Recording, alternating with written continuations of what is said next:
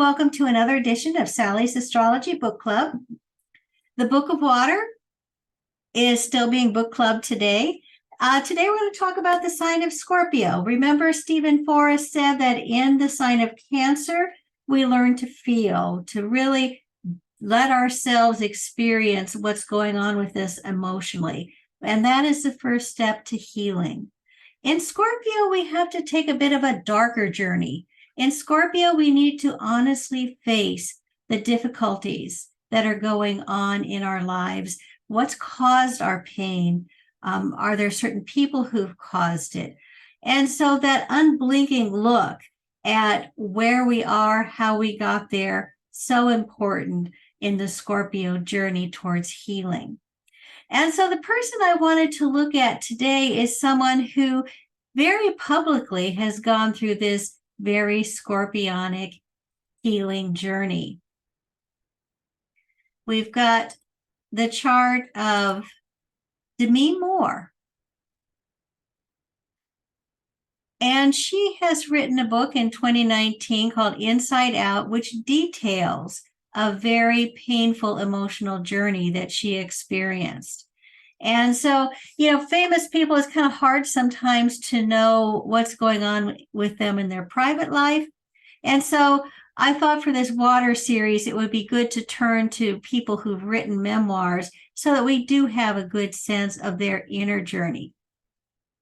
You'll notice that Demi Moore, very scorpionic, Sun, Venus conjunct, which I think explains her magnetism and beauty. She also has Neptune and Mercury there. And so interesting, too, that all of her Scorpio planets in the ninth house of publishing, among other things, that she published the story of this very emotional journey.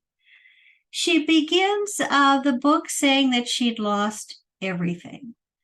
And we think, of Demi Moore as someone who had everything. Beauty, talent. She married a superhero, Bruce Willis. They had a family, 3 daughters. Even though she eventually divorced Bruce Willis, I think, the 2-career thing was pretty stressful on their marriage. She met a young, dashing leading man, Ashton Kutcher, and married him. 15 years her junior. So you think, well, what on earth would have caused her to lose everything? But she tells us when she begins the book, in 2012, she was living in what had once been their family house alone. She was divorced from Ashton Kutcher. She was estranged from her daughters, estranged from her daughter's father, Bruce Willis. Her career was stalled. Her health was really undermined. And also she'd lost her sobriety, which she had been working very hard on for 20 years. And so she truly was at rock bottom. And from that point had to start making her way back by confronting, how did I get here? How did I lose everything? And so this book really tells us about that process she went through in looking over her past, almost like a detective would, to understand what were the things, what were the feelings and emotions, what were the people she was interacting with, how did all of that lead her to where she was today. She tells us first off that her child, she really did not have much of a childhood. She had a very histrionic, troubled mother. One of her earliest memories is her father asking her to put her, tiny fingers down her mother's throat to pull out some pills. Her mother had taken an overdose.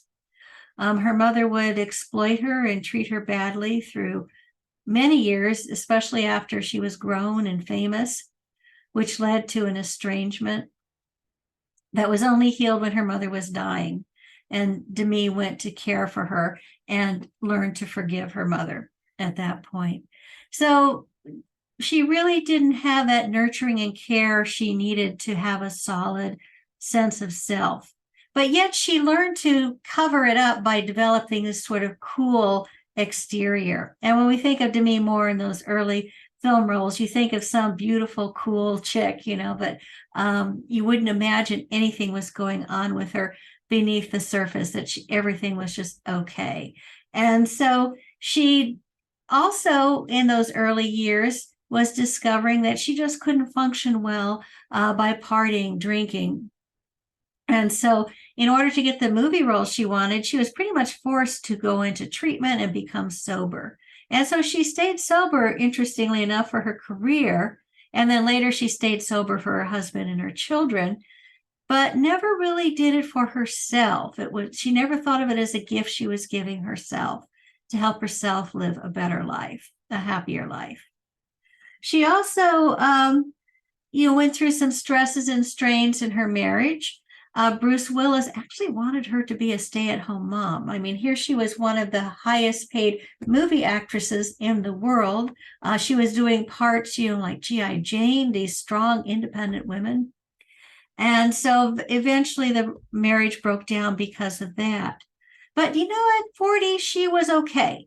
She still had everything together. She had her children. She had her career was going pretty well. You wouldn't think that anything could really back up on her. She met Ashton Kutcher, and, here this 25-year-old was interested in her, a 40-year-old. They began this very fun relationship. But she tells us this was the point at which things started to back up on her, because Scorpios tend to push things down. And all of the insecurities from her childhood came bubbling up because she was trying to have a relationship with this very young man, be part of his world, be that sort of cool, hip chick that was so popular an image in the early 2000s. And so the first thing she lost was her sobriety. And so I'm going to put up her chart with the chart on the outer wheel of her marriage, September 24th, 2005, with Ashton Kutcher, because you can see how some of the outer planet aspects were acting towards her chart during those years. And so one thing we'll notice first off, we said she lost her sobriety. Ashton couldn't understand why she couldn't party with him.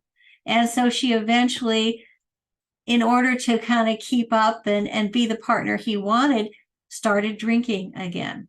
And so what's happening those years, we've got Neptune squaring itself and also squaring the moon. She was born at a full moon between Taurus and Scorpio. So what she truly needed to maintain her body and her health, that moon being eroded by Neptune. Also, Neptune is going to eventually square that Sun and Venus. So she's caught 12th house, very subconscious, in this T-square, where she is operating not from the strong, confident Demi Moore, who made millions of dollars for a movie and was admired by many. She was operating from the realm of her subconscious, that little girl whose mother couldn't take care of her because her mother couldn't take care of herself. And in fact, her mother relied on her to take care of her. And so you see all of those insecurities are coming out when she's trying again to be loved by someone who's not loving her for the person she is, but who he wants her to be. And so Neptune is creating a very strong T-square in her chart during those years when she's dating and marrying Ashton Kutcher. We also know Pluto is coming very close to her midheaven, which is a pivotal point in how we're perceived in the world. And during these years, she's all of a sudden getting fewer movie roles. She's showing up more in the gossip columns. People are starting to look at her in very different ways. And so Pluto, though, is most creating the biggest effect in her chart by squaring her ascendant-descendant line. And it's really important to pay attention to outer planet transits to that point in your chart, because this is you. This is you when you were, that moment you took your breath, that ascendant. And then that descendant, how you connect with others. And so Pluto in this square is something greater than herself. In that 10th house, something having power over her is negatively impacting her image that she has of herself, her self-confidence. And notice that it's descendant, a partner is becoming kind of plutonic, expecting her to be, a cool, kind of fun-loving chick, in her 20s, when really she was a very responsible mother in her 40s. And so that was another very strong outer planet aspect happening in her chart during those years. And then those of you in your early 40s know that something else comes along for everyone. And that's that Uranus opposition that she has been experiencing. When you do become kind of a rebel and that you start to think, what's not working in my life? I need to change things. It's not surprising, that she went through a divorce, became single, and started dating a new man during that time because Uranus is in her first house opposing her seventh. Also, notice she was born during a Uranus-Pluto conjunction. And so during those years, she was also experiencing the demands of Pluto, which is kind of a breaking yourself down to rebuild yourself, something very deep. So it's not just that you need to be changing the circumstances of your life, you need to be changing who you are.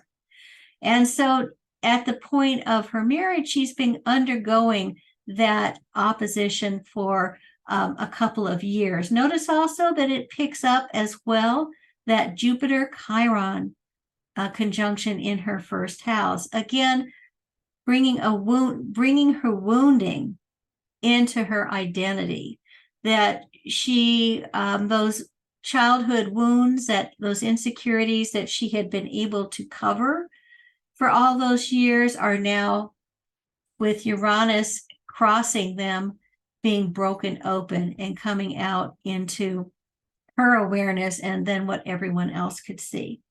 Saturn, too, at that time, notice, is in Leo. It's opposing itself. So that's always the punch at these midlife crisis moments where you have that Uranus opposition that says something has to change. And then Saturn, you manifest it. And so at this point, she married. Notice she's got Saturn, Mars, though opposite in her chart by sign, kind of a distant opposition by degree. And so you see that tension between the sixth house, caring for the body, caring for the spirit, that she could, through not taking care of her body, suffer emotionally, suffers it kind of in the mind, or else certain mental suffering could cause injuries to the body, to the self. And so that was being lit up at the same time as her marriage. And so all of this led to that long, sad decline through the next years until we find her at the beginning of her memoir at rock bottom, where she's lost everything. And so if we think about then the journey the rest of the book describes, we can look at her life at the moment that her memoir was published to see how far she's come. So we'll start again here with Demi's chart, and then also her chart on the day that, of the transits to her chart on the day that her memoir was published. And so I'll put it up here. And so inner wheel is Demi's natal chart, and the exterior wheel is the date that her memoir Inside Out was published. And so this is definitely, I don't know if she did this purposely, but it's September 24th, 2019. So 17 years after the date of her marriage to Ashton Kutcher. And so what's happening in her chart? We see first off Neptune, remember, that had been so problematic. during her courtship with and marriage to Ashton is now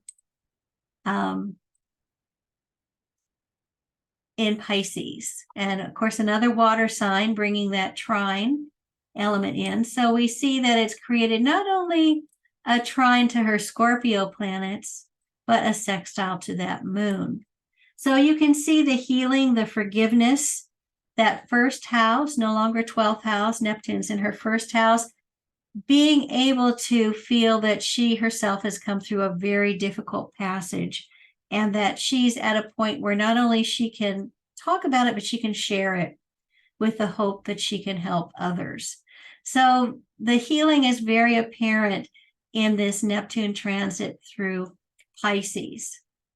It's kind of interesting, too, that I think it was around 20 degrees Pisces when it was announced that Bruce Willis is suffering from, I think, aphasia and dementia, and that she's been very instrumental in his care and taking care of him. So again, that bringing that Piscean sense of forgiveness and healing back into her life.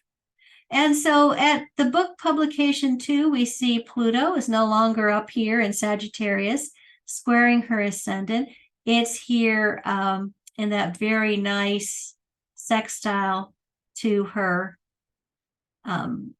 ascendant and trine to her descendant. And Pluto is with Saturn. So in Capricorn, solidifying that Scorpio stellium, solidifying that Pisces ascendant. So you see that things have come together, and this 11th house reaching out to others, sharing her story, hoping that it connects and helps someone else. And then finally, Uranus, which had been so problematic a few years earlier, we can see Uranus now is in Taurus, and so it's creating a lovely sextile to that Jupiter, Jupiter Chiron that had shown her wounds breaking open and trine to Uranus, so that she's able to rebuild relationships here. Uranus trine itself through her communication, through her awareness, through her reaching out. So all good things here as we see her publishing her book in 2019. And then too, she's Pisces rising. And so that kind of brings us to the final topic that we'll talk about next time, which is you felt with the Cancer journey, you've confronted and dealt with all the demons of the Scorpio journey. So now the Pisces journey finishes the quest for healing and wholeness. And so we'll talk about that next time. So thanks so much for joining me, and I'll see you next time. Bye.